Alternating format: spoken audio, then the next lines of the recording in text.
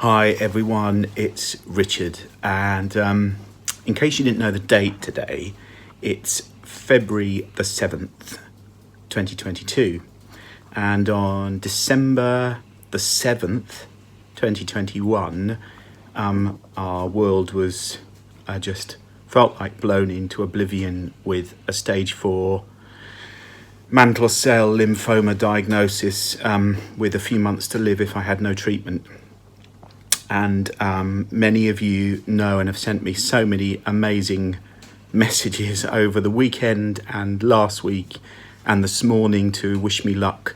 Having had the PET scan on Friday, we are due to get the results today. And I've let a few people know personally because we've seen the consultant.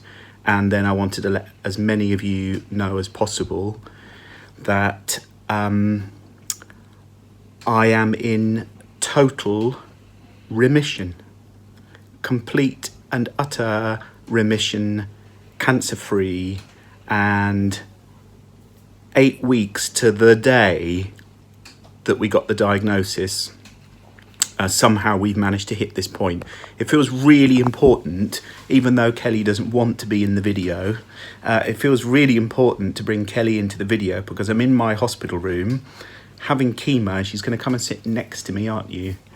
In my absolute ideal world, I'd have Mia here too. I don't know if I can get both of our heads in. My little head. If I had a quiff, imagine what it'd be like then. Ideally, would have Mia here too, but she's at school, and I did ring her, and we told her the news, which was amazing. And I rang my mum, and she sobbed throughout the entire call. I've got absolutely no idea what she said. I'm assuming that she was happy and relieved by that. So you just can't imagine how over the moon I think I'm in shock. People are going, oh my God, you must be crying. And I don't think I've even reached that point because I don't know if I fully believe it. But I wanted Kelly to be on because Kelly's been fundamental in holding my world up pre-December the 7th, 2021. But certainly in the last 8 weeks, holding our world together. Sorry about my shaky hand. I just can't seem to stop my hand shaking. I could hold it for you. You could hold it for me, but then that would be just really weird and a little bit needy. Oh, no. So it's just astonishing, and we followed an orthodox route, and here I am sitting with my PICC line in and going in that bag up there, which that's it, you can see is the obinutuzumab. I can even say it properly, obinutuzumab, which is the drug that you've helped pay for. And it's just, I'm still complete. I don't know what I'm more blown away by, the outpouring of love and support and generosity and kindness that's made this possible, and been able to fund this and given us an opportunity that actually most people don't get because it isn't available. So whilst we've thrown the orthodox route at it, we've also thrown a ton of other things at this.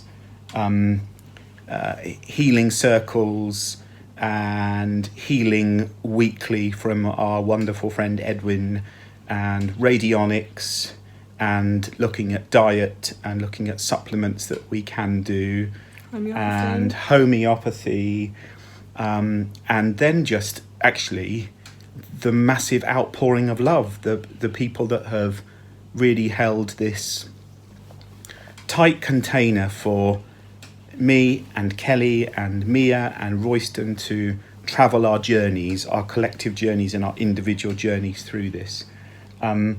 So I'm leaving this video for you with huge excitement and huge thanks, and actually a massive reality check that this is a chapter.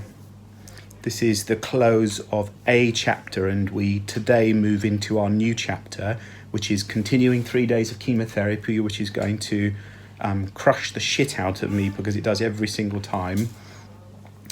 But also that this now moves to the transplant team, who will look at my level of fitness harvest some of my stem cells, check both Andrew and David, my brothers, to see if they are a match, and then we'll make a decision as to which way we go forward, whether it's with growing my stem cells or whether it's using one of theirs.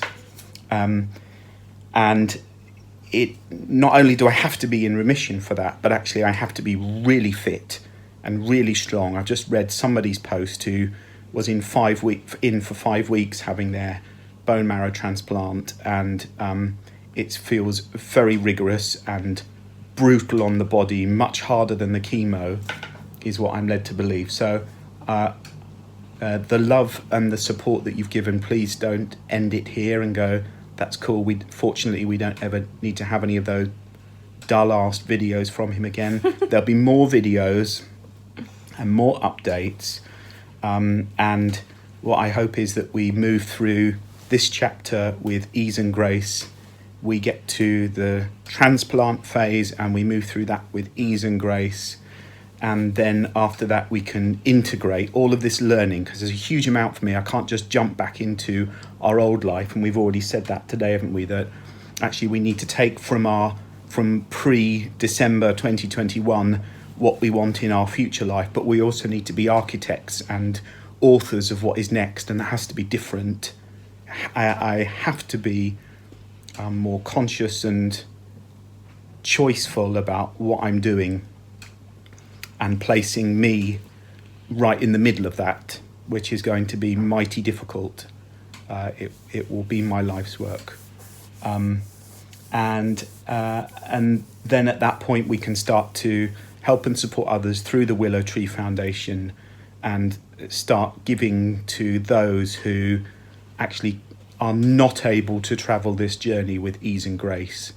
Actually, they travel it with difficulty and challenge and obstacle and fear. And I think this goes to show that amazing things can happen, not just at a cellular level, not just from orthodox treatment, but from being kind of wrapped around with love. I'm left today going, if it's this possible to hold so much love and compassion around one person and their family, what would it be like if we led our organisations in that way? For those of you who are leaders, what would it be like if you led in that way? What would it be like for you to be led that way? Love and compassion doesn't mean that there isn't accountability.